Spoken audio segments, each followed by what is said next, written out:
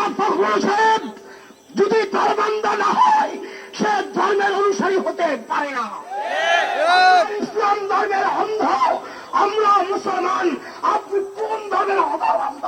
আপনাকে তা পরিষ্কার করতে হবে।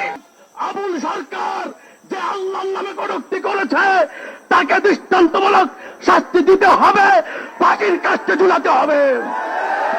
আর আবুল সরকারের পক্ষ অবলম্বন করে বলছেন বাঙালি জাতি গোষ্ঠীর উপরে আঘাত আনার জন্য ধর্মান্ধ গোষ্ঠীর আমাদেরকে ধর্মান্ধ গোষ্ঠী করে কটূক্তি করেছেন, তাদেরকে বলতে চাই বাঙালি জাতির আগে মুসলিম জাতি সত্তা, মুসলিম জাতি সত্তা মানবেন না।